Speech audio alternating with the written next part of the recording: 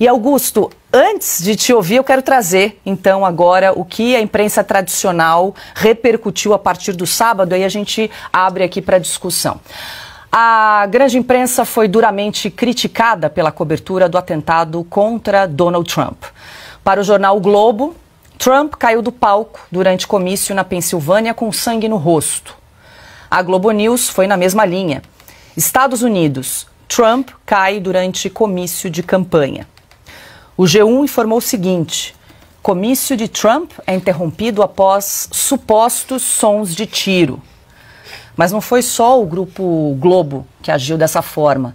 A Jovem Pan destacou em seu canal no YouTube: Trump sofre ferimento na orelha em comício na Pensilvânia. A manchete da Folha de São Paulo foi a seguinte: Trump é retirado de comício após sons similares a tiros. Ex-presidente passa bem, diz campanha. No UOL, a manchete foi a seguinte: barulho interrompe comício de Trump. Ex-presidente aparece sangrando. O Estadão praticamente culpou Trump pelo atentado que sofreu. Informou o jornal em trecho do editorial, aspas: não se pode dizer que era imprevisível em um contexto no qual o recurso à força das armas tem sido estimulado pelo próprio ex-presidente como meio de afirmação política desde o fatídico dia 6 de janeiro de 2021, fecha aspas. Augusto Nunes, boa noite. Esses são só alguns recortes aqui que a gente separou. O não é administrado pela direita, vai atirar no presidente que representa a direita. Pois é, são muitas controvérsias. Então vamos começar agora só. Olha, me perguntaram há alguns anos, aí quando eu parei, não quis mais exercer cargos de chefia, perguntaram, por que você não quer mais? Eu fiz as contas, eu fechei entre primeiras páginas e capas de revista, eu fechei mais de 7.000. E evidentemente atentados apareceram. Em algumas. Atentados ocorrem no mundo e ocorreram no Brasil. A gente sempre acha que não vai acontecer mais, né? Que é uma coisa bárbara demais para continuar interferindo nos rumos do mundo. Mas acontece. Né? A minha infância foi marcada pelo atentado do que matou o John Kennedy. Todo mundo da minha geração lembra onde estava no momento em que recebeu a notícia. Em 68, Martin Luther King e Robert Kennedy também morreram. No Brasil, a gente teve a morte, o atentado contra o Pinheiro Machado, o senador, que era uma grande figura da República, tido como o homem que dava ordens a presidentes. Isso foi em 1917, 18, não me lembro exatamente o ano, mas ainda na infância da República. Em 54 tivemos o atentado contra o Carlos Lacerda, que matou o Major Vaz, major da Aeronáutica, que servia de segurança voluntário para o Lacerda, e a crise provocada por isso resultou no suicídio do Getúlio, que é bom que se frise, não sabia do atentado, foi feita a revelia dele e ele acabou pagando com a vida. Isso aí. E a gente fala, estuda o atentado contra o Júlio César, faz parte da história. Isso aí, Lincoln, né? Os Estados Unidos não foram poucas as vítimas de atentado, artistas também, John Lennon, tudo bem, acontece. Eu estava vendo, quando começaram essas desinformações, se desinformação é crime, isso aí é prisão perpétua. Porque eu não entendia nada. Eu não entendia mesmo. O que aconteceu? Eu estava em Taquaritinga, estava procurando ali notícias e vi essas coisas. Mas vem cá, houve ou não? Por quê? Eu me dei conta de que, desde o primeiro atentado até este último, você conta em centenas, talvez milhares pelo mundo, você pode usar 10 palavras no máximo para noticiar isso aí. É mais ou menos assim. No atentado, fulano morre em atentado, atentado mata fulano, atentado mata tantos, fulano escapa de atentado, sempre cabe em uma linha de jornal e em 2 de revista. Isso aí que foi feito pela imprensa brasileira e também por vários órgãos da imprensa mundial é sem precedentes. Eu nunca vi mais um motivo para vergonha.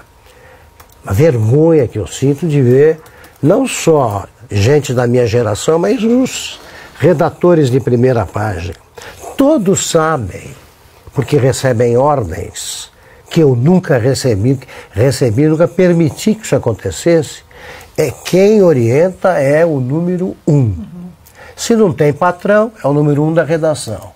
Mas você escreve na manchete, o pessoal lá, quando eu trabalhei no Estadão, 0 Hora, Jornal do Brasil, eles escreviam a primeira manchete, a manchete que eu determinava.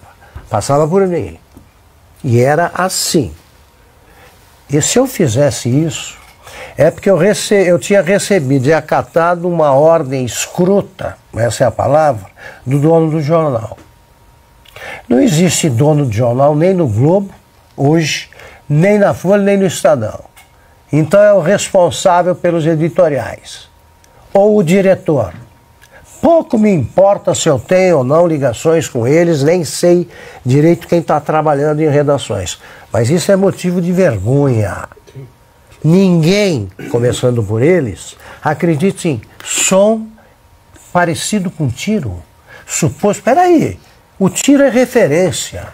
Você diz um barulho parecido com tiro, como você ouve um rojão no ovo, você ouve alguma coisa diferente, porque o tiro é referência, ninguém se engana com o barulho do tiro.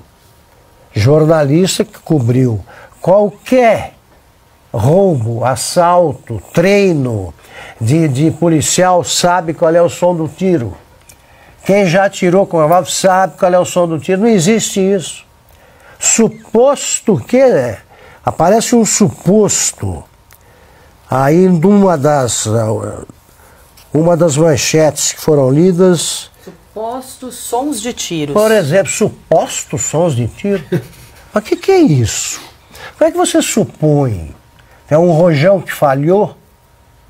É um caramuru novo que não deu certo? Então, tá aqui. Após supostos sons de tiro. O que se nega, o que acontece é o seguinte, é negado a um candidato acusado de representante da direita antidemocrática, fascista e, portanto, um futuro assassino da democracia, é vedado a ele sofrer um atentado. Ele não sofre atentado, ele só pratica. Ele só pratica. Haveria esse tipo de conversa fiada se a vítima fosse o Biden? Se o alvo fosse o Biden? Não. Não. Se fosse o Lula? Não. Se fosse o atentado ao que o Bolsonaro sofreu, e que foi visto por todo mundo, tem nada de suposto. Ali foi uma coisa escancarada. Ele inspirou um documentário que nega que tenha havido um atentado no Brasil. Agora, o Lula, imagine, mas se você urra berrando alguém, eles acham que é som de tiro e de grosso calibre. E prendem meio mundo. E o Supremo, então, prende uma cidade. Tava toda a Pensilvânia estava presa numa hora dessa, entregue a uma autoridade brasileira. Agora, o serviço secreto que entregaram, fazendo uma coisa dessas com essas mulheres, como a Ana lembrou, estão atendendo a alguma cota. Temos que ter mulheres menores que o presidente, porque também, né, você tem de pensar, você não pode ter preconceito contra não, nem contra pessoa de baixa estatura. Então, por que não? Agora, me bota uma coisa dessas, quando a gente vê que, apesar da experiência e da competência dos agentes,